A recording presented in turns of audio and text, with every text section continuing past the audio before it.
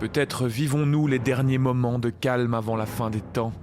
Peut-être ne verrons-nous plus jamais la couleur de l'aube, ou ne sentirons-nous plus l'odeur des fraises en été. Peut-être ces moments sont les derniers où nous pouvons encore se regarder, se sourire, sentir la chaleur de l'amitié nous entourer. Peut-être que jamais plus nous ne pourrons nous prendre dans les bras et pleurer. Mais si cela doit être, nous tomberons la tête haute et la main armée, car aujourd'hui commence la plus grande bataille de notre temps. Les armées du Mordor sont à nos portes, la fuite n'est plus une option. Chers auditeurs, chères auditrices, bienvenue dans les pages du milieu.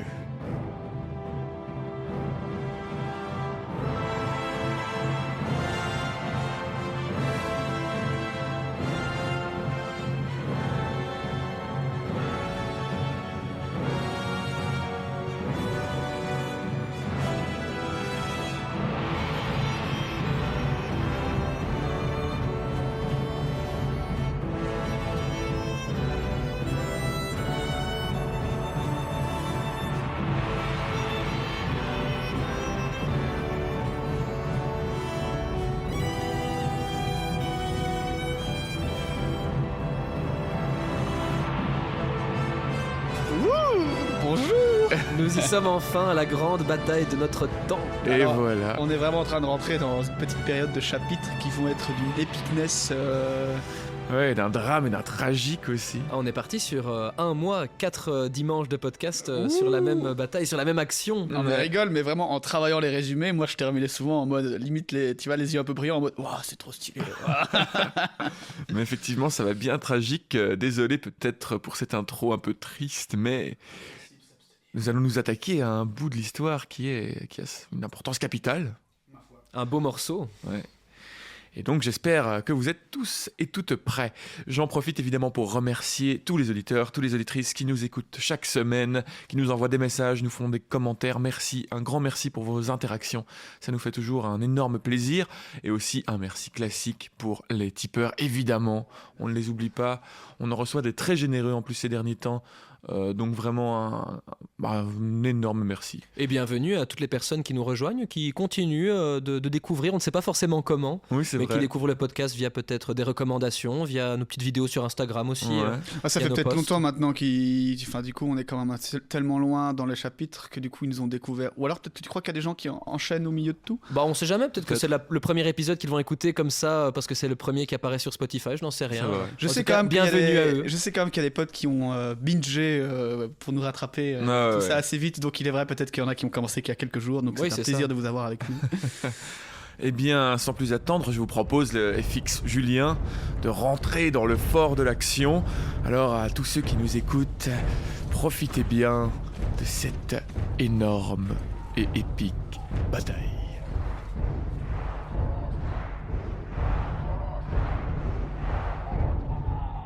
Chapitre 4. Le siège du Gondor. Pipin est réveillé par Gandalf à la lumière des chandelles de leur chambre dans un air lourd comme à l'approche d'un orage. Mais surtout, il s'inquiète du petit déjeuner. Gandalf répond qu'il est 2 heures passées et que la nourriture sera désormais rationnée. Pipin regarde tristement la miche de pain traînant sur la table à côté de lui. Ils se rendent ensuite chez Denethor, qui est tapis dans l'ombre telle une vieille araignée, pense Pipin. L'intendant invite Gandalf à s'asseoir, mais laisse Pipin pour compte. Après un instant, il se tourne vers lui. « Alors, maître Pérégrine, j'espère que vous avez profité de la journée d'hier. Bien que la nourriture soit dans cette cité, plus congrue que vous ne le désireriez, je le crains. » Pipin a l'impression d'avoir été espionné. Il ne dit rien. « Je pensais que vous m'indiqueriez mes devoirs, seigneur. » « Je le ferai quand je saurai quelles sont vos aptitudes. » Il explique ensuite que son écuyer veut se rendre à la garnison extérieure. Le hobbit prendra donc sa place en attendant son retour. « Savez-vous chanter ?»« Oui, assez bien pour les miens. Mais nous n'avons pas de chansons qui conviennent aux grandes salles et au temps de malheur, seigneur. La plupart de mes chansons sont sur les choses qui nous font rire ou sur le manger et le boire, bien sûr. » « Et pourquoi de telles chansons ne conviendraient-elles pas à mes salles ou à des heures comme celle-ci » Pipin a le cœur serré. Il n'a pas envie de chanter une chanson rustique pour le seigneur. Mais Denethor change de sujet et s'entretient avec Gandalf à propos des Rohirrim.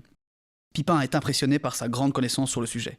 Suite à cela, l'intendant envoie Pipin chercher ses affaires au magasin d'armes de la citadelle. Très vite, il est habillé de petits habits noirs et argent, avec un haubert noir, ainsi qu'un casque avec de petites ailes de corbeau de part et d'autre et portant une étoile d'argent au centre. Et comme à l'accoutumée, un arbre d'argent sur la poitrine. Peregrine est autorisé à garder sa cape, de laurienne, mais pas à la porter en service. Il a à présent le parfait aspect de l'Ernili Ferianat, le prince des semi-hommes. Waouh. La cité était complètement plongée dans l'ombre. Vers 11h, le hobbit part chercher de quoi manger au réfectoire où il retrouve Bérégon, qui vient de rentrer d'une mission au-delà du Pélénor, autour de la garde de la chaussée. Il se balade à côté des murs et s'asseye côte à côte vers l'est, enfin regardant vers l'est. Malheureusement, le coucher de soleil est bien évidemment invisible. En d'autres temps, le hobbit aurait sûrement été content de son nouvel attirail, mais ceci n'est point un rôle dans une pièce. Il bâille et soupire. Il est épuisé d'une longue journée à faire le pied de grue auprès de son maître, Gandalf, et des autres seigneurs des grandes gens. Sans doute trouverez-vous que je devrais avoir une plus grande conscience de l'honneur. Mais à quoi bon pareil honneur? En fait, à quoi bon même le manger et le boire sous cette ombre rampante? Avez-vous souvent de tels obscurcissements quand le vent est à l'est? Non, répond Bérégonde. C'est un stratagème de la malice du Seigneur sombre. Je voudrais bien que le Seigneur Faramir revienne. Il ne serait pas démonté. Gandalf aussi est inquiet. Il a été déçu de ne pas trouver Faramir ici. Tandis qu'ils parlent, ils sont frappés de mutisme et figés. Pipin se recroqueville les mains sur les oreilles. Bérégon demeure raide, les yeux exorbités. Pipin reconnaît le cri qu'ils avaient entendu longtemps auparavant dans le marais de la comté. Mais à présent, ce cri a gagné en puissance et en haine, perçant le cœur d'un désespoir empoisonné. « Ils sont arrivés, dit Bérégonde. Prenez courage et regardez, il y a des choses terribles en dessous. » Regardant par-dessus le mur, Pipin aperçoit 5 formes d'oiseaux horribles. Tantôt ils foncent, s'aventurant presque à portée d'arc des murs. Tantôt ils s'éloignent en tournoyant. « Des cavaliers noirs !» murmure Pipin. « Ils cherchent quelque chose, assurément. Ils foncent tout le temps sur ce même point là-bas. Voyez ces petites choses noires qui bougent sur le sol. Oh, des hommes à cheval 4 ou 5. Oh, Gandalf au secours !» Un autre long cri rauque s'élève et retombe, et Pipin saute au bas du mur, allaitant tel un animal pourchassé. Mais au milieu du vacarme, il perçoit une trompette. « Le seigneur Faramir, c'est son appel !» s'écrie Bérégonde. « Vaillant cœur, mais comment pourra-t-il parvenir jusqu'à la porte? Oh, ils tiennent bon. Ils arrivent à la porte, non. Ah, les chevaux deviennent fous, regardez, les hommes sont jetés à terre, ils courent à pied. L'un est encore monté, mais il revient vers les autres. Oh, ce doit être le capitaine. Il sait maîtriser les bêtes et hommes. Une immonde craton fonce sur lui. Oh, au secours, personne n'ira-t-il à son aide? Faramir! Bérégon s'efface dans l'obscurité, honteux. Pipin lui remonte sur le mur et aperçoit un éclair blanc et argent venant du nord. Il avance comme une flèche et croit à mesure de son approche des hommes et que les ombres semblent céder devant son éclat. Il croit entendre, tel un écho sur les murs, une grande voix qui les appelle. « Gandalf! Il apparaît toujours quand les choses vont le plus mal. Allez-y, cavalier blanc !» Maintenant, avisé de la présence d'un nouvel ennemi, un Nazgûl fonce dessus, mais est stoppé par un trait de lumière blanche. Il s'écarte dans un cri plaintif, faisant ainsi fuir les 4 autres vers l'est.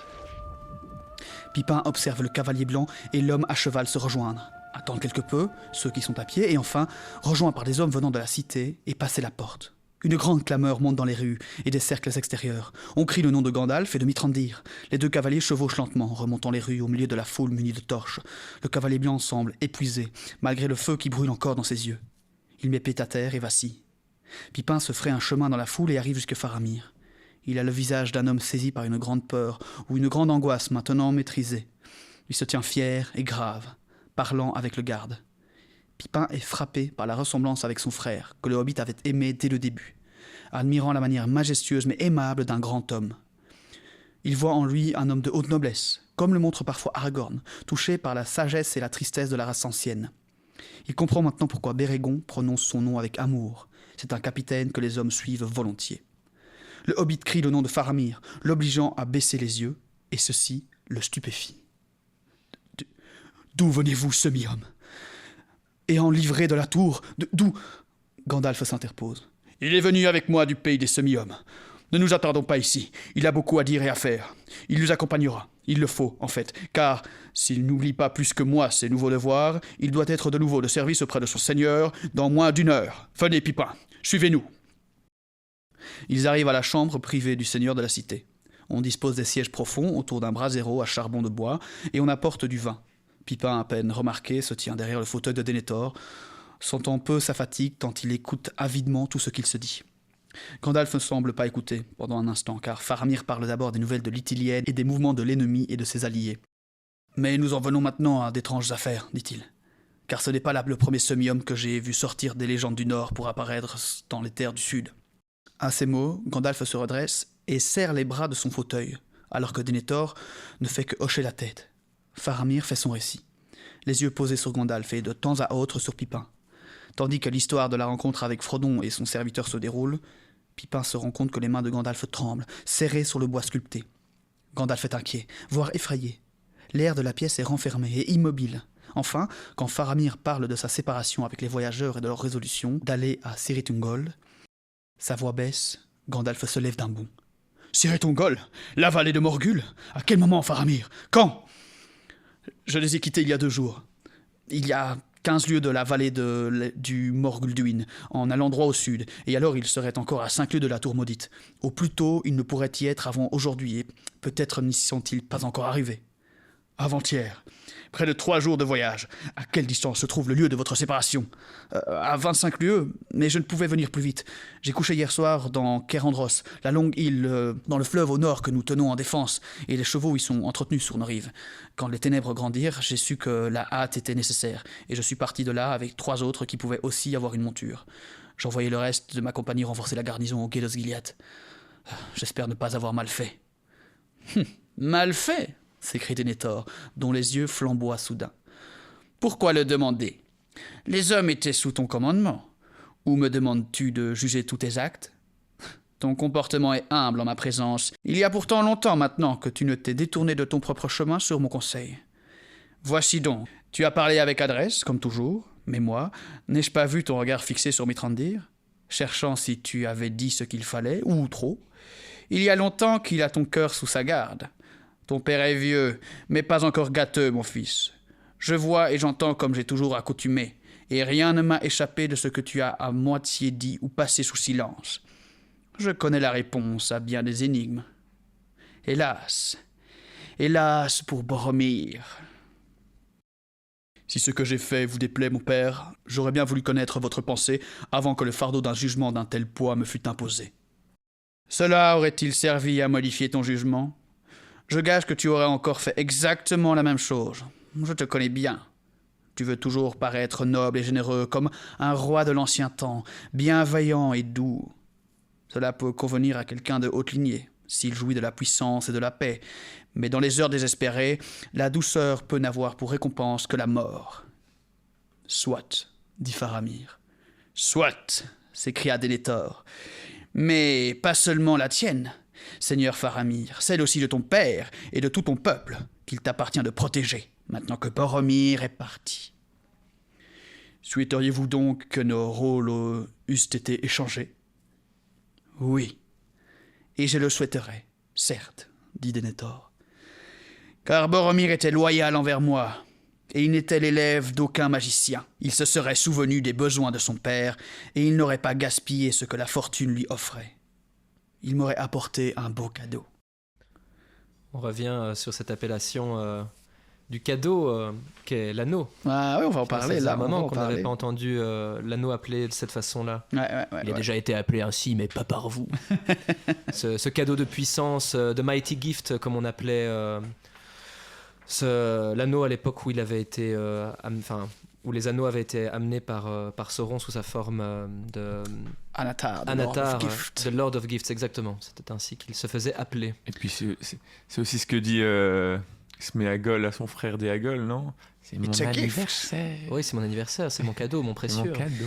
Et aussi cette discussion quand même vachement incisive entre le père et le fils. Oui, c'est très, très dur, évidemment. Où on a quand même... Alors, je le lis un petit peu avec beaucoup de malice. Quand on le lit, je pense que pour moi, Denethor est un petit peu plus raisonné, enfin il a sa façon de penser un peu dure, mais je ne me souvenais quand même pas qu'il y avait vraiment cette phrase de dire « j'aurais bien voulu que tu échanges ta place avec mon fils entre guillemets préféré ». Ouais. Et autre chose, ce qui est toujours étonnant dans les passages avec Denethor, c'est qu'en fait il sait tout déjà. Ouais, c'est fou, il connaît tout à l'avance, et en fait il sait qu'il a rencontré Frodon, il a tout vu, mais littéralement vu, puisqu'en fait il peut voir grâce à la pierre de vision, Palantir qu'il utilise souvent dans sa tour. Et donc, en fait, il sait, il a vu Bah oui, il a vu Frodon, il a vu tout le monde, il sait exactement ce qui se Il passe. sait tout le presque temps. autant, si pas plus que Gandalf en fait. Si, ouais, ça, c'est bien fou. sûr. Et c'est dommage du coup qu'il a été. Enfin, on le verra plus tard, hein, on aura le temps de le développer. Mais c'est dommage que du coup son cœur n'est pas corrompu par Sauron, mais en tout cas est déjà maintenant, Il je est pense, affecté, hein. énormément affecté de désespoir. Et c'est très dommage parce que ça aurait pu être un personnage. Bah, il a d'une puissance et d'une intelligence énorme, mais ouais. Mais Ouais. Et en même temps, on en a parlé Plus la aucune dernière volonté fois. de vivre. plus qu'un espoir. Quand on fait les comptes des troupes qui sont à leur porte et les troupes qui sont dans Ouais. la cité, je pense que voilà, il y a de quoi avoir du désespoir. À la différence d'un Théoden qui aurait chargé en dernière charge majestueuse comme il l'a Ouais. fait au Gouffre de Helm, donc il y a quand même des personnages qui ont, enfin évidemment des personnalités très différentes, mais voilà. Puis il y a aussi, c'est à un tel point qu'il sait les choses, et certainement par un réseau d'espions aussi très bien fourni, c'est qu'il en sait même autant que l'envie de Pipin d'avoir un bon deuxième petit déjeuner. Comme il est dit Oui, beaucoup oui, plus c'est haut. ça, oui, Il sait c'est déjà tout le que temps Pipin précisé. est frustré de ne pas avoir assez à manger, chose qui est totalement inutile à savoir, mais il en a quand même fait mention, c'est déjà pour donner l'indice que Denethor sait tout Ouais. sur ce qui Ouais. se passe dans sa cité, Et- et même au-delà. Et il y a ce côté où Pipin dit, il a l'impression d'avoir été espionné, mais en fait, il est complètement espionné. Je sais pas Mhm. de quel. Si Bah, là, soit- Denethor utilise le palantir pour juste voir que Pipin n'aime pas la miche de pain et la rondelle de Peut-être beurre qu'il qu'il a a. observé ce qu'il faisait cet Oui, après-midi-là. c'est ça. Oui, Enfin, oui, en tout cas, en fait, Peut-être pour l'espionner, savoir ce qu'il faisait avec Gandalf. c'est juste aussi qu'il est dans un endroit où tous les gardes, etc., Oui, oui, vont en bien fait sûr. rapporter tout ce qu'ils voient en permanence dans la cité, et du coup, que même ce genre de petits détails ne leur échappe pas. Quoi. Bah, il est clair. Oui, vas-y Cyril. Non, il fait souvent mention qu'on le voit dans sa tour Mhm. et on sait pas trop ce qu'il y fait, mais en fait, il manipule. Il lutte en esprit avec les visions que Ouais. Sauron lui permet de voir. Mhm. Et puis, il m'apparaît déjà presque un parallèle ou je crois que ça peut être intéressant de regarder comment Denethor aborde le conflit, l'aune du conflit avec son désespoir et les visions qu'il en a. Et de l'autre côté, de voir comment Théoden l'aborde, et surtout peut-être même de manière plus surprenante, de voir comment Éowyn et Denethor vont tous les deux entamer ce conflit, parce qu'ils ont tous les deux une certaine forme de désespoir. On a Éowyn qui digère la mort de sa possible idylle avec Aragorn, en tout cas ce qu'elle imaginait, parce qu'elle a envie de le suivre jusqu'au combat, parce qu'elle l'aime comme les hommes d'Aragorn l'aiment et veulent le suivre. Et de l'autre côté, on a Denethor qui, lui, est encore en train de digérer la mort de son fils, qui ne voit pas d'espoir et de victoire possible contre Sauron. Tout comme Éowyn, d'ailleurs, c'est un peu pour ça aussi qu'elle va se jeter dans le combat avec les Rohirrim. Mais leur destin, leur issue va être différente pour différentes raisons, mais ils vont tout de même pas l'aborder de la même manière. Elle, Ouais. plutôt que de rester résignée et recluse à Edoras ou à Dunaro, elle va y aller au conflit, peut-être en espérant mourir, mais elle va quand même y aller, et on le verra dans les chapitres suivants, dans 2 chapitres, lorsqu'elle aura son grand affrontement et qu'elle va rencontrer son destin. Elle va être à la hauteur de cet affrontement, et elle va assumer ce défi, tandis que Denethor lui va choisir une issue qui peut-être serait jugée par l'auteur plus facile, ou il va un peu fuir en fait. Mhm. Ouais. Oui, clairement. Il va fuir même ses responsabilités pendant le siège, on va le voir très prochainement. Ce n'est pas lui qui va assumer la défense de la cité, c'est Gandalf. Et ça, pour le coup, relativement bien rendu dans le film. Mhm. Évidemment, avec des légères modifications et motivations différentes, mais je trouve que Denethor, dans le film, a une certaine... Bah, il passe quand même sous silence beaucoup de sa grandeur, je trouve. Oui, c'est ça. Je trouve qu'on Il paraît plus misérable, Ouais. on va dire, et plus Ouais, pitoyable c'est que, on donne pas son que celui du côté livre. qu'il sait tout en fait. On se rend Ouais. pas compte Oui, de, oui, ça- c'est vrai.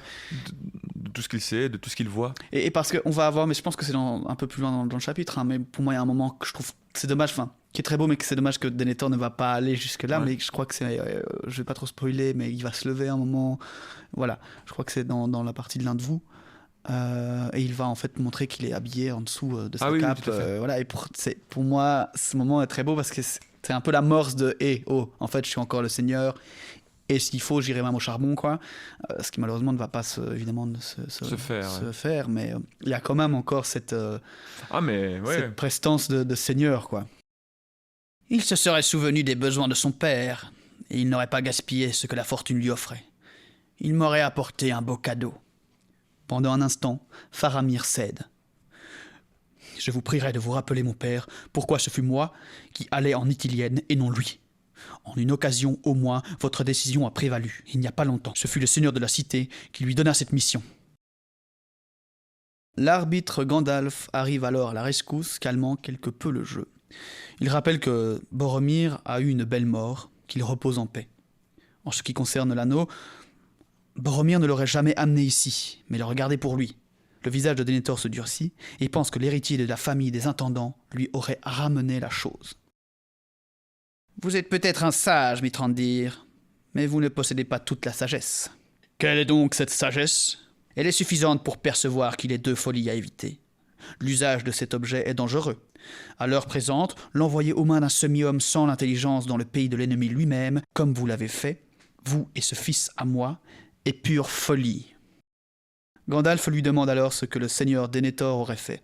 Il répond qu'il ne sait pas, mais jamais il ne l'aurait laissé à un tel hasard. Seul l'espoir fou aurait pu l'envisager. Pour lui, il aurait fallu le garder, le cacher au plus profond des ténèbres et ne s'en servir qu'en cas d'extrême urgence.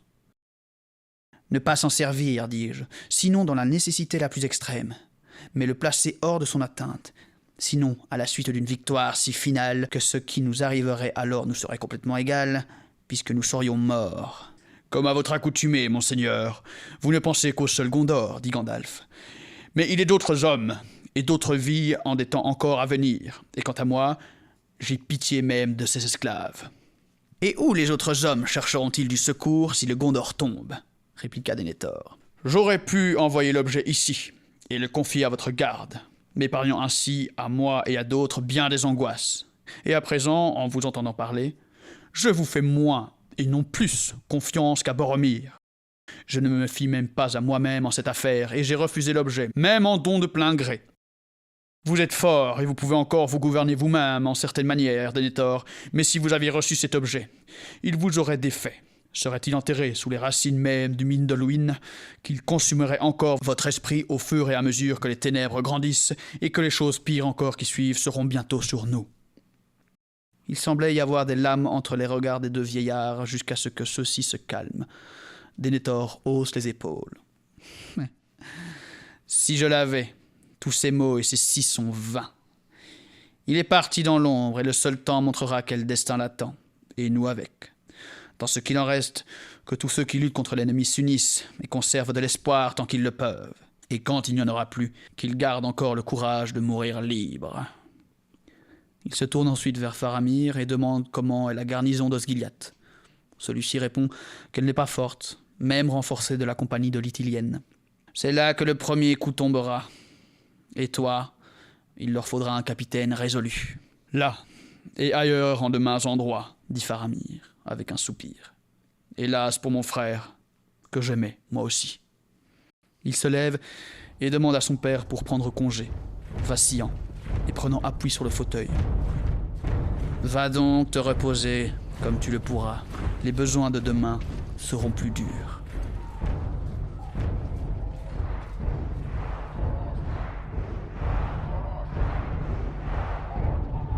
La couleur est donnée quant au reste de la journée et aux journées qui vont suivre dans la ville de Minas Tirith. Ça s'annonce très mal.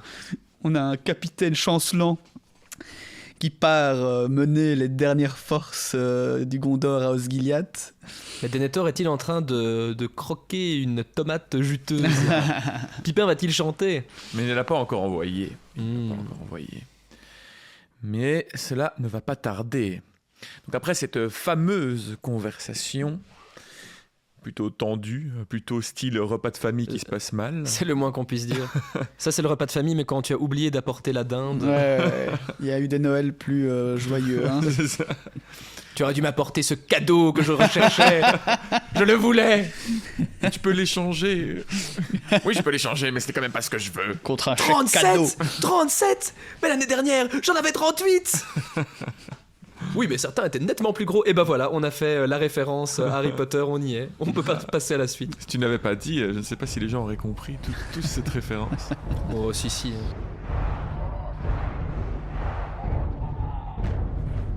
Tous prennent donc congé du seigneur de la cité et vont prendre du repos. Gandalf et Pippin regardent leur logement. Et enfin, la porte close, Pippin se tourne vers Gandalf et lui demande: y a-t-il aucun espoir pour Frodon ? Il n'y en a jamais eu beaucoup, répond Gandalf. Seulement un espoir de fou. Gandalf explique qu'au nom de Kirit ou Sirit-Ungol d'ailleurs, je ne sais plus ce qu'on avait décidé. C'est Kirit. Kirit-Ungol. D'après Tolkien, ça se prononce K. Ah oui, j'ai Eh dit bien. si, moi je pense. Oui, tu as dit. Mais Je Tolkien m'excuse. vient de m'envoyer un message que je vois à l'instant. Sirit-Ungol. Il Ah, t'excuse. Il a dit Fix peut le prononcer en Il se retourne dans sa tombe, mais il s'excuse. Eh Il bien. m'excuse, pardon. Au nom de Kirit-Ungol, la crainte chez Gandalf s'est emparée de lui. Et pourquoi de ce côté-là? Il peut y répondre. Mais pourtant, il croit que la nouvelle de Faramir comporte un certain espoir, paradoxalement. Car il semble que l'ennemi a ouvert la guerre et a fait son premier mouvement alors que Frodon était encore libre. Et l'attention qu'il devra porter vers Minas Tirith le détournera peut-être du Hobbit. Mais Gandalf sent de loin la haine et la crainte du Seigneur Noir. Il a commencé plus tôt qu'il ne l'aurait voulu. Il s'est produit quelque chose qui l'a mis en mouvement. Quoi donc? Gandalf réfléchit. Il y a 5 jours que Sauron a dû découvrir que Saruman avait été battu.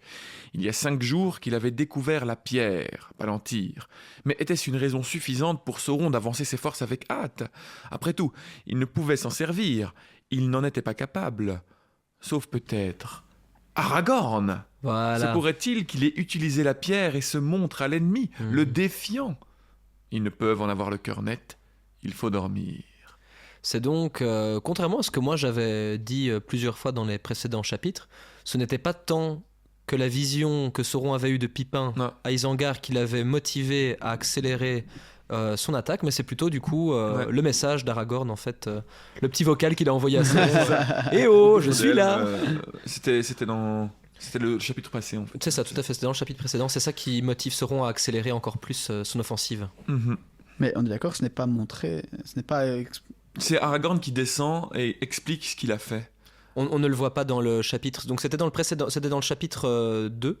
au gouffre de Helm. Au gouffre de Helm, lorsque Aragorn est attendu par Éomer et par tous les autres pour savoir ce qu'ils vont faire, qui va partir, où et comment. Aragorn est attendu en fait pour partir avec Théoden au grand rassemblement du Rohan. Et Aragorn pendant ce temps-là est dans le gouffre, dans une des salles, en train de confronter Sauron avec la pierre qu'ils ont récupérée de l'Isengard. Et là, il se révèle en fait à Sauron Passage, en tant qu'héritier d'Elendil, passage qu'on voit dans le film, mais à Minas Tirith après le conflit, mais après la victoire des hommes sur les troupes de Sauron à Minas Tirith. Mais après, dans le film, on voit qu'il est battu, si on veut, par Sauron. Enfin, il va lâcher la pierre. À Minas etc. Tirith, non, pas à Minas Tirith. Il est encore à. Il est à Edoras. À Edoras, hein, dans le film. Avec le petit Elessar calé par Sauron. Il était à Edoras quand il l'appelle dans le film. Peu importe. Oui, soit. Il ne va pas à Minas Tirith avant la toute fin du film, de toute façon. De toute façon. Mais peu importe. Mais oui, d'accord. Moi, je faisais allusion à une autre scène où on voit Aragorn dans la salle du trône du Minas Tirith et que ça se passe juste avant qu'il marche avec les derniers hommes restants à la Porte Noire. C'est à ce moment-là qu'on le voit avec la boule et où il montre l'épée d'Elendil face au Palantir. Tu as peut-être raison. Mais je n'ai jamais compris cette scène si c'était plus une vision, parce qu'en fait la transition avec la scène suivante est très étrange, où on le voit dans la salle, il prend le Palantir, il montre l'épée reforgée et il affronte Sauron, ça c'est juste dans la version longue. Et ensuite Sauron joue avec lui et lui montre Arwen presque morte. Et à ce moment-là, Aragorn laisse tomber la pierre, un mouvement de recul, et on voit le collier que lui avait offert Arwen qui tombe et qui se fracasse au sol. Et juste après, transition, on voit Aragorn sur son cheval marcher hors de la ville pour aller à la Porte Noire avec tous les hommes restants. Et je me suis toujours demandé, mais est-ce qu'il a vraiment fait tomber son collier? Est-ce qu'il a vraiment confronté Sauron? Et parce qu'on ne revoit plus le collier par la suite, on le revoit avec Arwen à la fin du film, mais je me suis jamais compris qu'est-ce qui était vrai dans cette scène ou pas. De toute façon, tout ça sont des inventions de Jack Oui, Tolkien. ce sont des inventions. Il a été chopé les infos dans le livre, mais il a un peu tourné à sa manière. Mais on est d'accord qu'il y a quand même un message aussi qui est fait à Edoras, ou c'est moi qui me... Non, lui touche brièvement la pierre en l'arrachant des mains de Pippin, mais il ne la prend pas. C'est drôle parce que j'ai toutes les images en tête, je vois tous les mouvements qu'il fait avec la boule juste au bout de ses doigts. Comme ça. Non, mais même dans ce qu'on voit dans le film, il est battu entre guillemets par la pierre, alors qu'ici, il n'a vraiment pas été battu. Il a, je le rappelle, un droit légitime sur cette pierre bien plus grand que Sauron, et donc il a même un pouvoir plus grand que Sauron lorsqu'il utilise la pierre. Donc voilà, il lui a fait peur. En fait, il a fait peur au Seigneur Noir, et ça, c'est assez fou. Donc Gandalf et Pippin vont dormir, se reposer, mais Pippin veut poser une dernière question. Gollum, comment Sam et Frodon ont-ils pu se promener avec lui et même le suivre? Parce qu'évidemment, Faramir a aussi précisé que Frodon et Sam étaient accompagnés d'une créature un peu vilaine, au pagne révélateur. Gandalf ne peut répondre à cette question, mais son cœur devinait toutefois que Frodon et Gollum se rencontreraient avant la fin. Gandalf s'attend à une trahison de la part de Gollum, il la craint. Mais il le faut bien, dit-il. Rappelons-nous qu'un traître peut se trahir lui-même et faire un bien qu'il n'a pas en vue. Cela peut être parfois. Et les deux compagnons s'endorment. Encore une fois, on a vraiment le côté destin. Ouais, il a été spoilé par Ilúvatar, là, Gandalf. Oui, il savait qu'il allait devoir se passer quelque chose avec Gollum. C'est d'ailleurs pour ça qu'il n'a pas voulu s'en débarrasser lorsqu'il le suivait dans la Moria, etc. Et de la pitié de Bilbon peut démontrer beaucoup de choses. Et qu'au final, tout ça n'était peut-être bien que le dessein d'Ilúvatar. Ça me refait penser d'ailleurs à une phrase que Denethor disait un peu plus tôt, de ce que lisait FX. Que c'est une tâche d'après Denethor qui est trop confiée au hasard que de la laisser entre les mains de deux hobbits sans intelligence au milieu des terres du Seigneur Noir. Mais le hasard, quand on sait que le hasard est égal à Ilúvatar d'une certaine façon, cet univers-là, ne vaut-il pas mieux que tous les plans? Mais c'est sûr. Belle petite insulte d'ailleurs, je crois que je vais la récupérer parce que de quoi les gens sans intelligence. Hobbit sans intelligence. C'est extrêmement pointilleux. D'autant plus que c'est pas du tout délicat quand tu as ton intendant qui est un hobbit aussi. Le lendemain vient avec un matin semblable à un crépuscule brun et le moral des hommes, un moment ragaillardi par le retour de Faramir, retombe au plus bas. On ne voit plus les ombres ailées ce jour-là, mais de temps à autre vient un faible cri. Nombre de ceux qui l'entendent s'immobilisent, frappés d'une peur passagère, tandis que les moins vaillants fléchissent et pleurent. Faramir est reparti, pas de gaieté de cœur, mais le seigneur de la cité a insisté lors d'un conseil convoqué de bonne heure le matin. Selon lui, il faut à tout prix défendre Osgiliath, seul passage possible de l'ennemi, le fleuve étant trop large au sud et le passage du nord étant rempli de marais. Les chefs de guerre s'étaient opposés à cette décision, argumentant que les pertes du Gondor se paieraient plus cher qu'une armée entière dévastée du Mordor. Après une longue argumentation, Denethor avait ordonné de défendre Osgiliath à tout prix, et Faramir s'était plié à sa demande. Gandalf avait interpellé Faramir avant son départ, lui demandant de ne pas sacrifier sa vie par témérité ou par amertume. Ils auraient besoin de lui ici, et pour d'autres choses que la guerre. Il avait enfin affirmé que son père l'aimait et qu'il s'en souviendrait avant la fin. Maintenant, rien n'est visible de la cité d'Osgiliath depuis les murs de Minas Tirith. Les hommes se demandent ce qu'il s'y passe. D'autres observent plus que jamais le nord et la possibilité d'arrivée de Théoden de Rohan. Il fait de nouveau nuit quand viennent d'autres renseignements. Une armée est sortie de Minas Morgul et elle approche d'Osgiliath.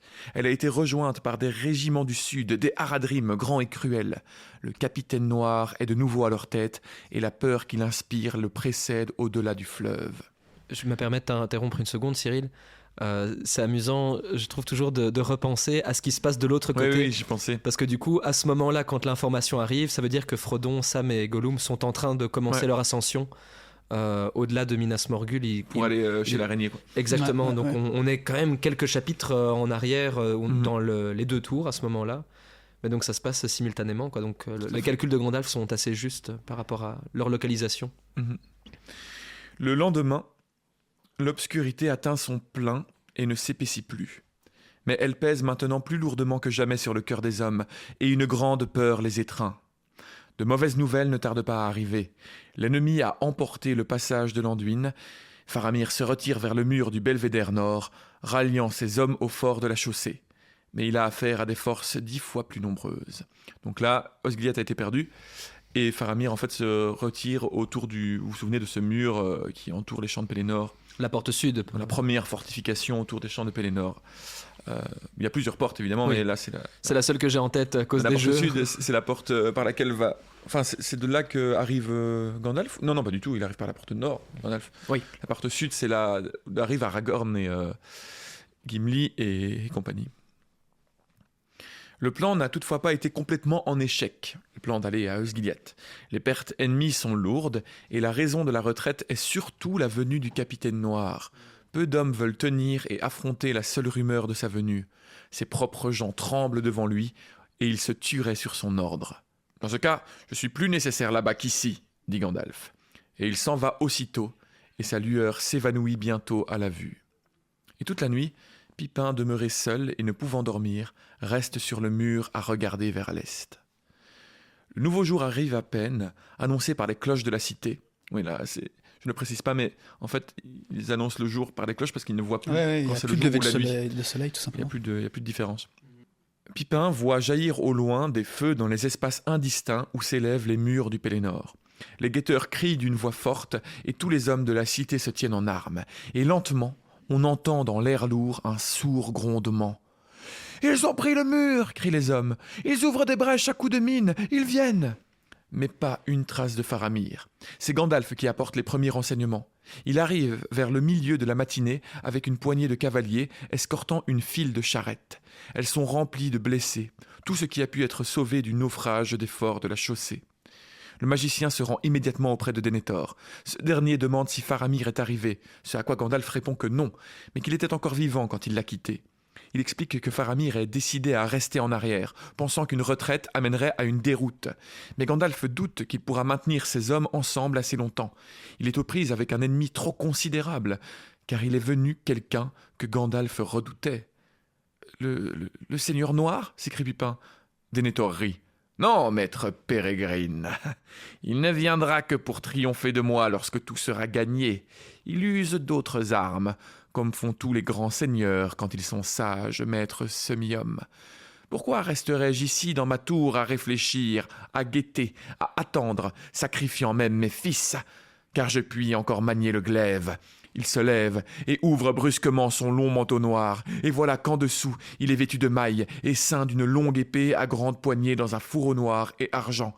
C'est ainsi que j'ai marché et que j'ai maintenant dormi de nombreuses années, de peur qu'avec l'âge mon corps s'amollisse et ne devienne timoré. Et pourtant, à présent, sous le commandement du seigneur de Barad-dûr, le plus féroce de ses capitaines est déjà maître de nos défenses extérieures, dit Gandalf. Roi d'Angmar, depuis longtemps sorcier, esprit servant de l'anneau, seigneur des Nazgûl, lanceur de terreur dans la main de Sauron, ombre de désespoir. Ça, c'était un nom. Ouais. C'est pas mal comme blaze hein, pour une bio sur Instagram. Et moi qui pensais que François-Xavier c'était long. Ouais, ça. Bonjour, je me présente, je suis esprit servant de l'anneau, seigneur des Nazgûl, lance de terreur dans la main de Sauron et ombre de désespoir. Et toi, tu fais quoi dans la vie ? Alors, moi, Ah, t'es graphiste, c'est trop cool hein. Ah, tu prends du matcha ?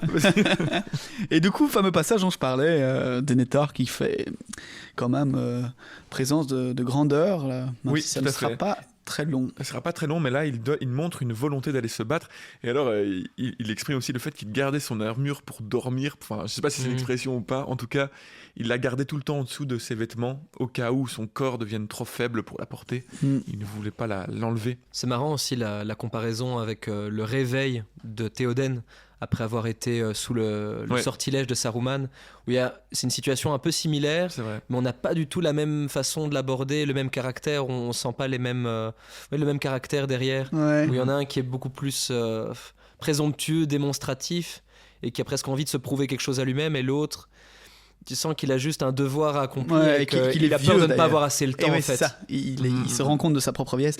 Mais d'ailleurs, petit aparté sur ces espèces de petits passages de grandeur des personnages, parce que je pense qu'on a ici Denethor qui se lève et monte son armure, comme tu dis, il y a Théoden qui se lève et qui n'est plus sous le joug de Saruman. On a Aragorn qui à un moment a cette petite flamme au-dessus de lui. Faramir a plus ou moins la même chose, à Enneth Anun, je pense, où aussi il paraît grand. Et je pense qu'il y a encore d'autres personnages qui ont eu droit à leur petit passage petit passage mystique comme ça. Sam aussi, tout à fait. Des moments comme ça où ils sont un peu divinisés. Ouais, c'est ça, ouais. En tout cas, illuminés d'une forme de grâce divine. Et Gollum également a eu ce moment aussi à la fin du dernier livre, lorsqu'il voyait Frodon et Sam dormir. Où il redevenait à peu près humain. Ouais, il semblait redevenir humain jusqu'à ce que Sam se réveille et lui assène une phrase assassine qui a achevé de perdre Gollum pour de bon. Pertimagol. Je lisais d'ailleurs aussi que c'était en partie dû à la manière dont Sam avait appelé Gollum, qu'il l'avait appelé le rampant. Le rampant. Et Schlinger. en anglais, c'était un mot bien précis. Je pense que c'était sneaking. Tu vois, il disait qu'est-ce que vous avez été fouiné, le fouineur. Ouais. Et que c'était cette phrase-là qui avait un peu redéclenché chez Gollum, chez Sméagol, ce repassage définitif vers Gollum, parce que c'était ainsi qu'il était appelé notamment au Mordor, quand il avait été capturé par Sauron et qu'il avait été laissé en errance. Tous les orques l'appelaient le fouineur et que c'était une appellation qu'il détestait. Donc il avait comme un certain amour-propre, Gollum, qu'il ne fallait pas avec lequel il ne fallait pas trop jouer. Bah, il a honte de lui. Et... Oui, c'est ça, ça l'a ramené à sa vraie condition et dont il a honte. Ouais. Mais c'est vrai que c'est toujours... Il se déteste lui-même autant qu'il déteste l'anneau. Ouais. Et on avait déjà évoqué à ce moment-là du chapitre à la saison dernière, mais c'est toujours triste de se dire que Sam a vraiment achevé, Ouais.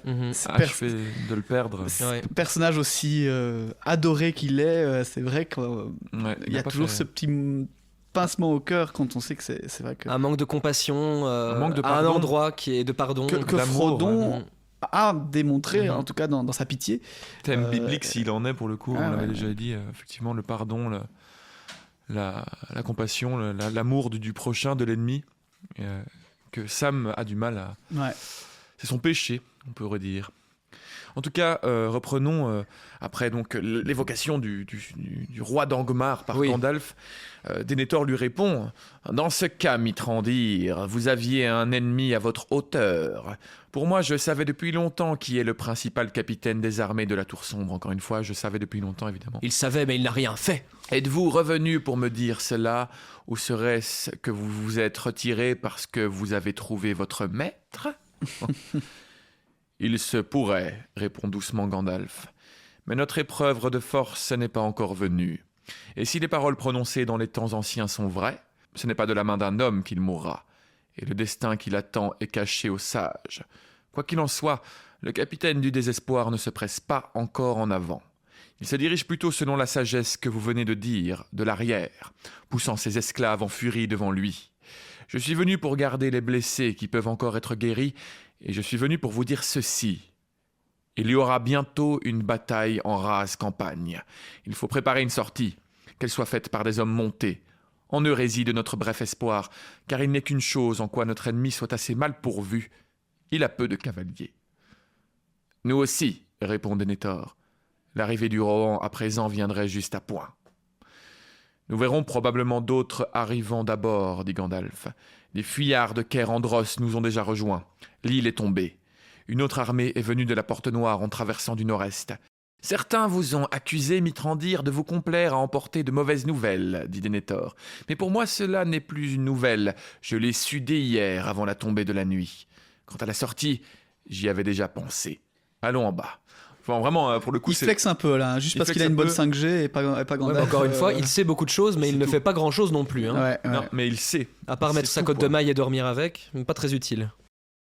Le temps passe. Je veux revenir évidemment sur la prophétie Oui. du roi d'Angmar. Comment qui devra passer à côté. tomber, pas de la main d'un homme. C'est pas dit de la main d'une femme, mais ce n'est pas un homme. Pas d'un homme, en tout c'est cas. Pas un homme, donc on ne sait pas. Et qu'est-ce d'ailleurs, qu'il a elle sera aidée par la main d'un semi-homme. C'est vrai. Et c'est une prophétie de Glorfindel. C'est Glorfindel, oui. Bien sûr. C'est ce grand elfe, ce seigneur elfe, qui énonce cette prophétie, disant que le roi sorcier ne périra pas de la main d'un homme. Et il l'avait évoqué après la guerre du roi sorcier dans les terres du Nord. C'est dans le 3e âge, je pense. Je Bon, pense peut-être- même que c'est plutôt dans le deuxième âge. Peut-être plutôt dans le 2e âge, même, oui. Donc il y a assez longtemps, quoi. On rappelle d'ailleurs Glorfindel, la différence des films, qui n'est même pas dans les films, mais qui est tout simplement actuellement posé à Rivendell, hein, Ouais, tout à fait. qui est toujours bien là, Cet elfe qui avait été ressuscité de la mort. et qui est presque, je vais dire, valaresque même depuis son retour. Et, Ou mayaresque plutôt. pour j'avais être- déjà dit, c'était une anecdote, mais sa fameuse résurrection, c'était en fait le moyen pour Tolkien de corriger lui-même Une erreur. du fait qu'il l'avait fait revenir en oubliant qu'il l'avait fait mourir. Ouais. Et que c'est une lectrice qui lui a dit, et il a fait ah ouais, eh bien, C'est normal. en fait, il a été ressuscité. Ta gueule, j'ai raison. C'est ça. C'est magique. Et du coup, toute l'aura de ce personnage vient d'une erreur. Je trouve ça assez fou. Fou. Le temps passe. Bientôt, on peut voir la retraite des compagnies extérieures au loin. Des petits groupes d'hommes fatigués et souvent blessés, certains courent comme des fous, comme s'ils étaient poursuivis. À l'horizon, à l'est, on peut voir des feux lointains, luisants par intermittence. Il semble qu'ils gagnent dans la plaine. Des maisons et des granges brûlent, puis, de nombreux points, des petites rivières de flammes rouges s'avancent rapidement, convergent vers la ligne de la large route qui mène de la porte de la cité à Osgiliath. La nuit tombe, et la lumière est si faible qu'il est impossible maintenant de discerner autre chose que des chants confus et des incendies qui se multiplient sans cesse. Enfin, à moins d'1 mille de la cité, apparaît une masse d'hommes plus ordonnés, qui marchent sans courir, et maintenant encore sa cohésion. Faramir doit être dedans, se disent les guetteurs. Il sait gouverner hommes et bêtes. Il y arrivera. Sortant de l'obscurité, derrière une petite compagnie de cavaliers, galope tout ce qui reste de l'arrière-garde. Ils tentent de battre en retraite, mais ils sont suivis. Les cavaliers du Gondor se retournent aux abois pour faire face aux lignes de feu approchant. Il y a alors soudain un tumulte de cris. Des cavaliers ennemis s'avancent en trombe. Les lignes de feu se muent en torrents rapides, rang après rang d'orques portant des flammes et des sudrons sauvages aux étendards rouges, flots montants qui gagnent de vitesse la retraite. Et avec un cri perçant venu du ciel terne, tombent les Nazgûl qui s'abattent vers la mise à mort. La retraite se change en déroute. Des hommes s'échappent, fuyant comme des fous, jetant leurs armes, hurlant de peur ou tombant à terre. Une trompette sonne dans la citadelle et Denethor lance la sortie. Alignés dans l'ombre de la porte et sous les murs extérieurs, des cavaliers bondissent en avant, au galop, et chargent en poussant une grande clameur. Et des murs montent un cri de réponse, car les premiers sur le champ de bataille chevauchent les chevaliers au signe de Dol Amroth, avec leur prince et son étendard bleu en tête. Amroth au Gondor! Amroth avec Faramir! Ils tombent sur l'ennemi comme la foudre, dépassant les deux flancs du groupe de retraite. Mais un cavalier les dépasse tous, rapide comme le vent dans l'herbe. Gris-Poil le porte, brillant, de nouveau dévoilé, une lumière émanant de sa main levée. Les Nazgûl poussent des cris aigus et se retirent vivement, car leur capitaine ténébreux n'est pas encore venu pour défier le feu blanc de son ennemi. Les armées de Morgul, tout entières à leur proie et prises au dépourvu dans leur course folle, rompent et se dispersent comme des étincelles dans un coup de vent.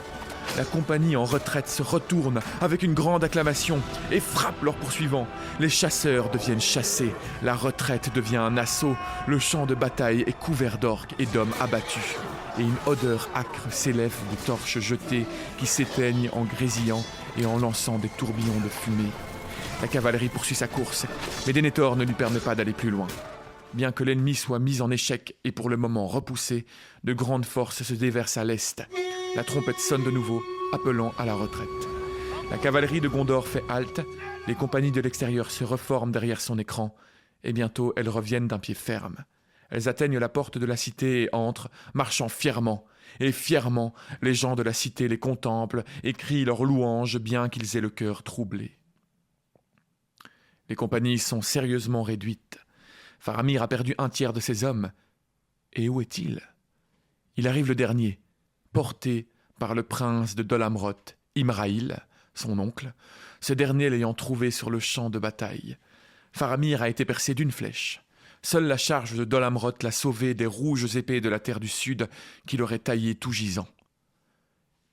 Je vais revenir sur cette magnifique scène de bataille. Alors, autant j'adore la charge de Faramir dans le film sur Osgiliath, qui n'existe pas du coup dans les livres, autant une scène où tu as Faramir qui est en retraite avec tous ses cavaliers et toutes les troupes à pied qui courent. Et lui qui est dernier parce qu'il veut tenir la retraite et pas que ce soit une fuite. Et puis avoir Dol Amroth qui se ramène avec sa cavalerie devant les murs de Minas Tirith. Avec ses résidus de sang elfique et du coup toute la beauté qui va avec. Il charge avec son étendard à cygne et Gandalf qui les dépasse tous en levant la main avec la lumière. Et là, toute l'armée de Faramir qui se retourne, qui se remet en rang et qui refrappe dedans. Mais mec, gros. On a quelque chose d'assez épique.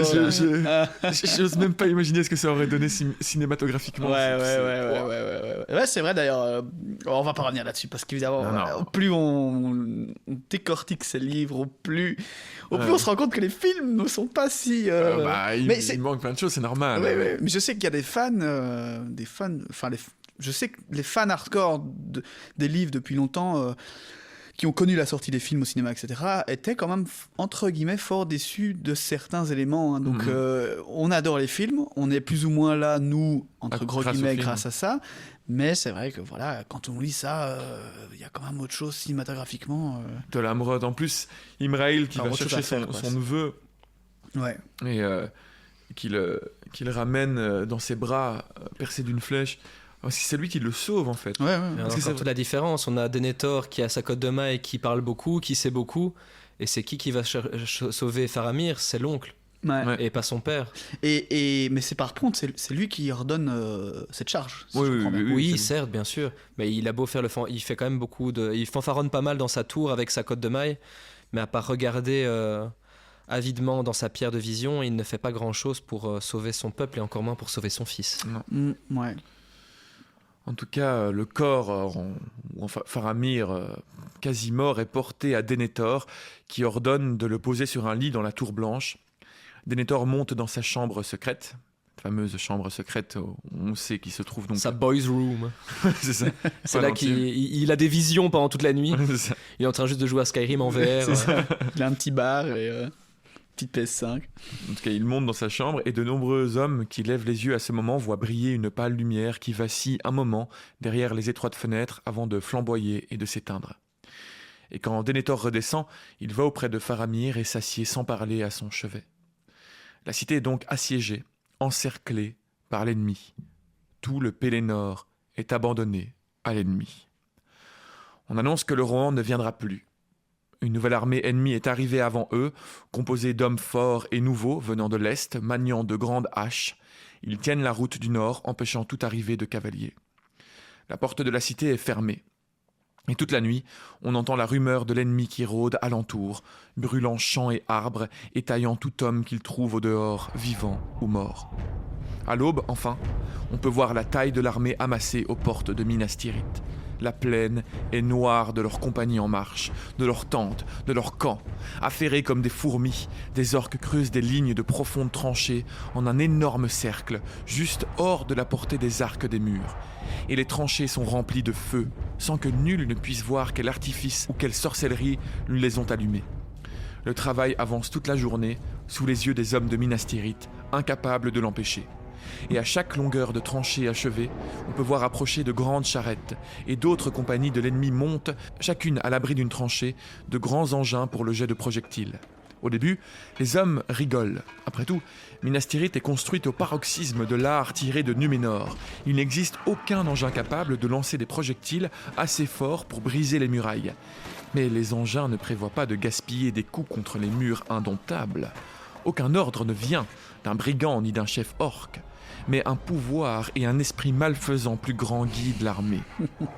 Et bientôt, dès que les grandes catapultes sont installées, elles commencent à lancer des projectiles à une hauteur inattendue, de sorte qu'ils passent bien au-dessus des remparts pour tomber avec un bruit sourd à l'intérieur du premier cercle de la cité. Et par quelques artifices secrets, les projectiles éclatent en flammes dans leur chute. Il y a bientôt un grand danger d'incendie derrière le mur, et tous ceux qui sont disponibles s'affairent à étouffer les flammes qui jaillissent en mains endroits. Puis, parmi les plus grands jets, tombe une autre grêle, moins destructrice, mais plus horrible. De petits projectiles ronds, qui ne brûlent pas, s'abattent dans les rues et les passages derrière la porte. Mais quand les hommes accourent pour voir ce que ce peut être, ils poussent de grands cris ou se mettent à pleurer. Car l'ennemi projette dans la cité toutes les têtes de ceux qui sont tombés au combat, à Osgiliath, sur le Ramas ou dans les champs. Chaque tête marquée de l'immonde emblème de l'œil vigilant. Les hommes brandissent le poing et insultent les ennemis impitoyables qui se pressent devant la porte. Mais bientôt, il ne reste plus beaucoup d'hommes qui ont le cœur de se dresser pour défier les armées du Mordor. Car le seigneur de la tour sombre dispose d'une autre arme encore plus rapide que la faim, la peur et le désespoir. Les Nazgûl reviennent, et comme leur seigneur ténébreux grandit alors et déploie sa force, leur voix qui n'exprime que sa volonté et sa malice est amplifiée de méchanceté et d'horreur. Ils tournent sans cesse au-dessus de la cité, comme des vautours qui comptent sur leur suffisance de chair d'hommes condamnés. Leurs voix deviennent de plus en plus intolérables. À la fin, les plus intrépides se jettent sur le sol au moment où la menace cachée les survole, ou bien ils restent debout, mais laissent tomber leurs armes de leurs mains défaillantes, tandis que des ténèbres envahissent leur esprit, et ils ne pensent plus à la guerre, mais seulement à se cacher, à ramper et à mourir.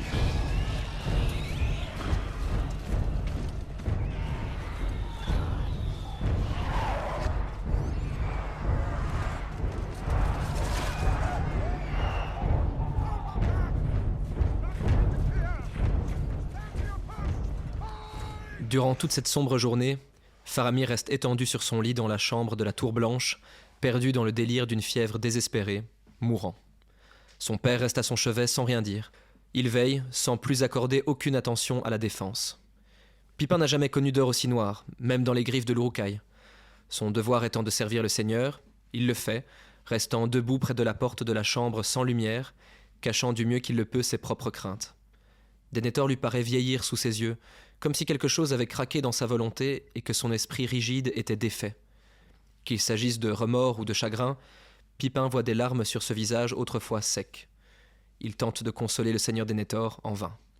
Celui-ci ne veut ni aide, ni espoir, ni combat, ni même magicien. C'est donc Gandalf qui, pendant ce temps, prend en main la dernière défense de la cité. Allant inlassablement de la citadelle à la porte, du nord au sud, sur le mur accompagné du prince de Dol Amroth ainsi que de ses chevaliers, le magicien blanc redonne du courage et commande les troupes du Gondor.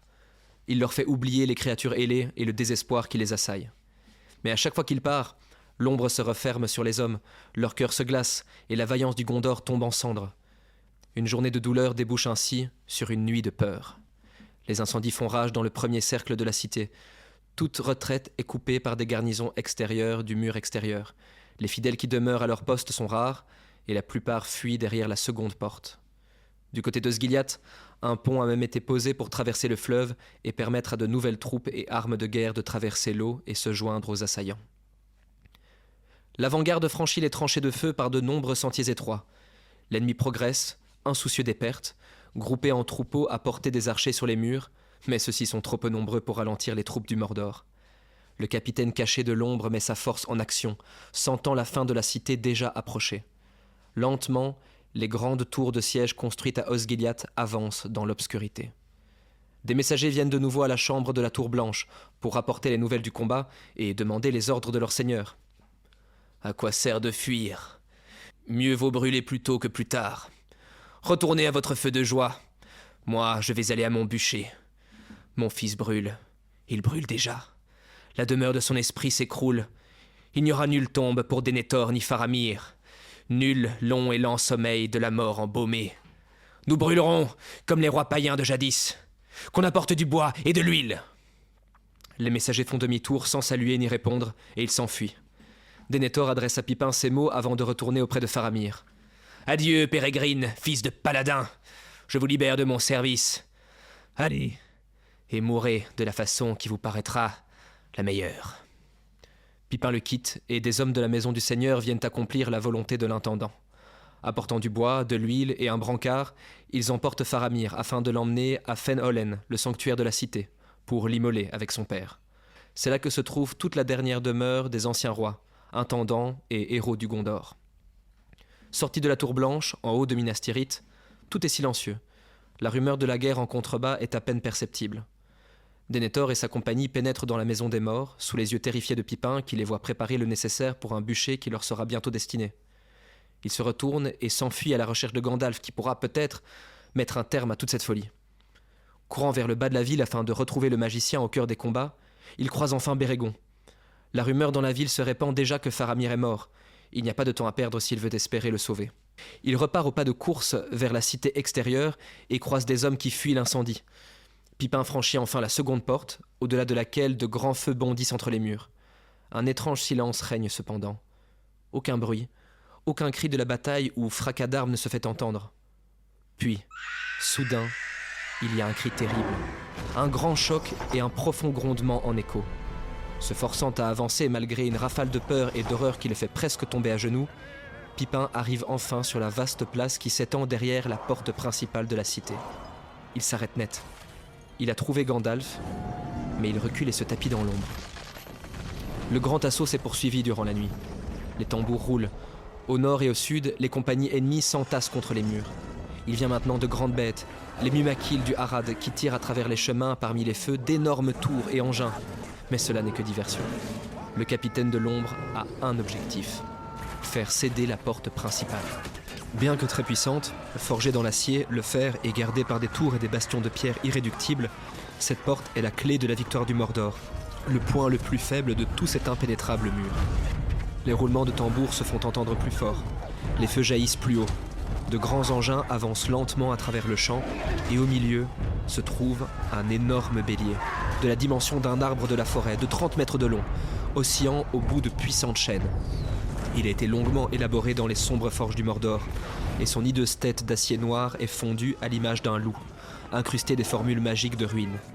Les orques le nomment broyeur, gronde, en mémoire de l'antique marteau du monde d'en dessous. De grandes bêtes le traînent vers la porte, des orques l'entourent, et derrière marchent des trolls des montagnes pour le manœuvrer. Autour de la porte, la résistance du Gondor est encore très forte. Les chevaliers de Dol Amroth et les hommes les plus intrépides de la garnison se tiennent prêts à un combat désespéré. Boulets et traits pleuvent sur les fantassins. Les tours de siège s'écrasent ou flambent comme des torches. Partout devant les murs, de part et d'autre de la porte, le sol est couvert d'une épaisse couche de débris et de cadavres d'orques qui ne cessent de gonfler. Broyeur continue d'approcher. Aucun feu ne peut rien contre lui. Et si de temps à autre, une des grandes bêtes qui le traînent s'affole et se met à piétiner les innombrables orques qui le gardent, les corps sont simplement rejetés de côté et d'autres orques les remplacent. Les tambours battent furieusement. Au-dessus des montagnes de cadavres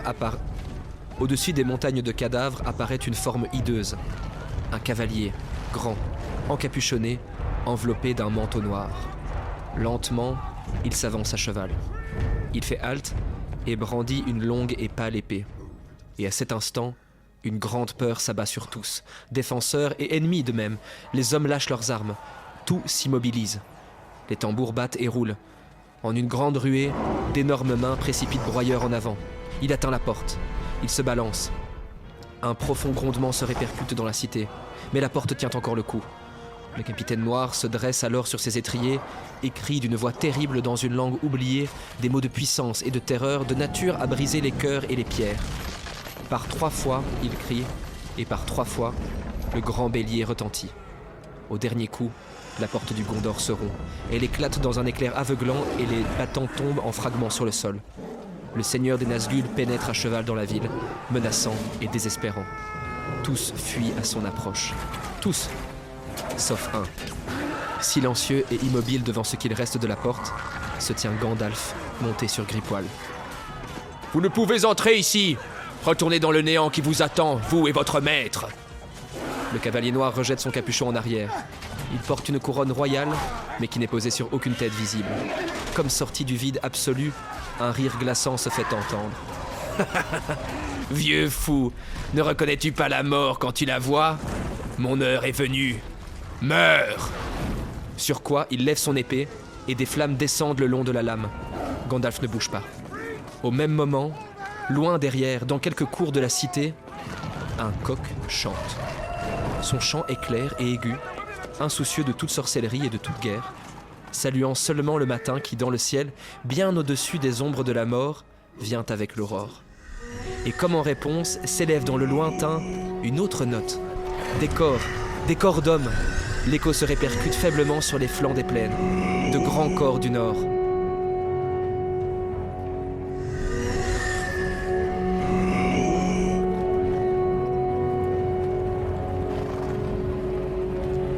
Le Rohan arrive enfin.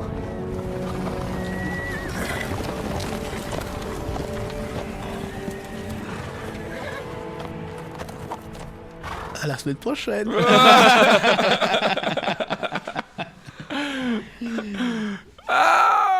On y est enfin. Ça va être dur d'attendre une semaine pour la suite. Ça va être très difficile. Ah là là là là là là là. Eh bien... Oh, ce cliffhanger, quoi. Ah, c'est terrible. Cliffhanger, les corps qui sonnent au loin. Ouais. Ça aussi, c'est presque une image, on l'a un peu dans le film, mais Ouais. qu'on regretterait presque. En fait, pour moi, je pense à cette scène qu'il y a dans le jeu vidéo Le Retour du Roi, Ouais. où on voit à la toute fin du niveau à Minas Tirith, Gandalf descend devant la grande porte. Au moment où elle se fait détruire par le marteau, Ouais. on a plein de soldats qui sont éjectés, Ouais. et tu as Gandalf tout seul qui se protège. Oui. Et tu vois, il faudrait un peu cette combinaison entre Gandalf qui est devant la porte et le Nazgûl. Ça, on aimerait presque l'avoir aussi dans le film. Bah, dans la version longue, on a juste le bâton de Gandalf Qui explose. brisé. On l'a. Il se pose avec une bête. Mais ils sont tous les deux en hauteur dans la cité, et Mhm. t'aimerais presque que ce soit plus épique encore que ça. Ouais. Mais on a déjà le corps qui Ah, retentit tout. au loin, le Nazgûl qui s'en va. Ouais. Et alors, je voudrais juste revenir sur ce fameux bélier Grond. Oui. Il y a très longtemps, on avait un peu expliqué son origine, parce qu'il a une histoire, ce bélier. Mhm. Enfin, en tout cas, il a une histoire dans ce qu'il représente. En fait, c'est... déjà, c'est une représentation... Il semblerait que c'est une représentation de Car Charoth, qui était le loup d'Angband, le loup de Morgoth. Le fameux loup d'Angband. Ouais, qui, en fait... qui gardait la porte d'Angband, Mhm. que Morgoth avait élevée lui-même, et qui Oh, et en fait qui arracha la main de Beren c'est lui. quand Ah oui, quand d'accord. il Quand il était volé chopé le Silmaril sur la couronne Mhm. de Morgoth, et bien le loup lui a mangé la main, et puis il est devenu fou parce qu'il avait le Silmaril en lui. C'est pour ça qu'on a perdu le Silmaril d'ailleurs. Mm. Il a traversé toute la terre nue, enfin tout le Beleriand, et il s'est fait tuer vraisemblablement par l'autre loup, Huan, qui était un gentil loup. Ah, il y avait des gentils loups finalement. Non, c'est Bah, tu sais, chaque homme en lui a 2 loups. Oh mon dieu. Un loup de la nuit et un loup du soleil. oui, c'était un autre loup, enfin une sorte de chien qui a Ah, aidé oui, non, Beren mais et le chien qui Lúthien. aidait Beren et Lúthien, bien sûr, je vois très bien. On reviendra peut-être un jour sur l'histoire de Beren et Lúthien parce qu'elle est intéressante. On l'a jamais décrite. Ouais. dans Oh, ce on aura podcast. l'occasion lorsque nous voyagerons peut-être dans le Silmarillion. Si jamais C'est- nos auditeurs Ah. sont intéressés, Qui sait, ce sera le moment idéal pour s'y Mais plonger. au-delà de sa représentation, il a le nom, ce bélier, du marteau Oui, de j'avais Morgoth. demandé ça. Donc, à l'époque. Qui était une forge, je suppose, dans sa forteresse ou... Quoi, grande? Non, c'est le nom de son marteau. Ah, juste le marteau, oui, Ouais, ok. ouais. Parce qu'il disait le marteau des profondeurs, ça me Ah, mais donne l'impression c'est d'un le marteau. c'était l'arme Ok, ok, ok. de Morgoth. Parce que n'oublions pas que Angband c'était une forteresse souterraine Ouais. qui avait une partie émergée et, Mhm. le plus gros de la forteresse était sous terre Ouais, en fait. ouais. Ouais. Oui, là où il a élevé ses dragons et compagnie. Enfin, Exactement. d'où l'idée, j'arrive jamais à trouver le Plus nom. en profond français. des terres. Et donc voilà, c'est une petite ref, alors maître et seigneur des temps anciens. Ouais. Ouais. Morgoth. Encore des petits détails qui ne sont pas nécessaires pour profiter de l'œuvre et de ce genre de personnage. Ne meurs pas, Julien. Tout va Oui, je bien sais pas, j'ai un chat dans la gorge depuis 10 minutes. Mais quand on connaît ces petits détails, c'est vrai que chaque élément donne encore plus de poids à Ouais, l'univers et on sent toute l'histoire qu'il y a derrière. Encore une fois. Un simple bélier qui vient défoncer la porte de Minas Tirith. Ouais. On voit d'où ça vient. Ce tout ce ça. monde se répond tellement. Moi, là qu'on le décortique, je m'en fais la réflexion tout le temps. C'est que tout est lié, tout Tout est le extrêmement, temps. Tout est connecté, et tout beaucoup est plus logique. large. Moi, je me souviens vraiment quand il y avait encore la série Game of Thrones, Mhm. j'avais pris plaisir à aller regarder un peu sur Internet pas mal d'informations. Et je trouvais que le monde était assez large, beaucoup plus fourni en fait que ce que je ne le pensais. Et j'avais pas nécessairement fait la comparaison avec le Seigneur des Anneaux et l'univers et le Mhm. légendarium de Tolkien. Parce que je ne la connaissais pas autant qu'aujourd'hui. Et je me rends compte qu'en fait, à mon avis, que Game of Thrones, à mon avis, c'est de la pacotille au niveau quantité, à côté d'en fait Ah ouais, Légendarium. C'est moins fourni, oui. Ouais, mais parce que par exemple, même Harry Potter devient très fourni aujourd'hui, etc. Enfin, je sais qu'il y a quand même eu pas mal de choses, mais en fait, quand tu creuses, est-ce qu'on va, enfin, ça ne s'arrête pas quoi. Le Légendarium, Mais- ça ne Mais c'est aussi s'arrête pas. que ça l'a été beaucoup. Tolkien avait énormément fourni son univers avant et pendant, Ouais. contrairement à Harry Potter par exemple, où J.K. Rowling a énormément donné de nouvelles informations par la suite, après les livres, Ouais, c'est ça. pour compléter juste pour le plaisir des fans et pour son propre plaisir à elle, mais ça n'était pas nécessaire. Tolkien, il avait déjà quasiment tout établi de Lui, base. c'est presque le Et il n'a fait que travail, corriger par la suite, remodifier, mais tous les éléments étaient déjà là. Ouais, Ouais. c'est ça. Donc Mais c'est le ça travail paraît- d'une ça paraît vie. tellement là. cohérent. Ouais. Mais c'est ça qu'il y a peut-être plein d'informations qui sont pas toujours faciles à retrouver. On sait aussi qu'il y a des informations qui ont Ouais, ouais. changé ou, Mhm. ou entre guillemets adjugé par son fils ou non. Mais je vois qu'à mon avis, il y a plein de petits éléments qu'on va pouvoir retrouver en fait dans les livres que tu as, notamment toi Cyril, l'encyclopédie de la Terre du Milieu, etc., qui ont probablement été retrouvés dans des lettres au fin fond de lettres et au fin fond Ouais, ouais. d'écrits qu'en fait auxquels on n'aurait pas nécessairement accès d'habitude. Et donc c'est vrai que ça donne encore plus d'infos que je pense ne sont pas toujours nécessairement sur tous les sites internet en Non. tout cas qu'on peut avoir. Même dans le ou- Silmarillion, tout n'y est pas. Bon, la majeure partie, mais tout n'y est pas. Mm. Et les choses ont été changées. Mais ce qui ne changera pas, c'est notre retour la semaine prochaine pour la suite. Ah. Quelle transition! Ben oui, chapitre 5, un chapitre très attendu. Oui. Pour ma part, je pense qu'on l'a tous déjà préparé. Et Oui. voilà, c'est les Ah. moments où... Ouais, mais c'était pas encore, malheureusement. Ce n'est pas encore, mais nous y sommes presque, nous y sommes presque. C'est presque, parce que vous allez voir que là, on est resté sur le cliffhanger de l'arrivée du Rohan, mais on va faire un petit bond dans le passé. Voilà, je vous laisse là-dessus. Et je vous remercie encore toutes et tous de votre fidélité, de vos messages, de vos commentaires, de l'aide financière que vous nous apportez aussi sur Tipeee.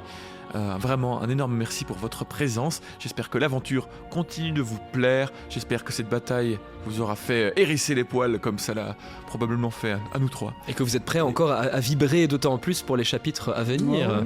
Exactement, donc je vous laisse là-dessus. Un très bon dimanche, Une très belle bonne semaine. Et à la semaine prochaine. Et à la semaine prochaine. Au revoir. Au revoir. Ciao.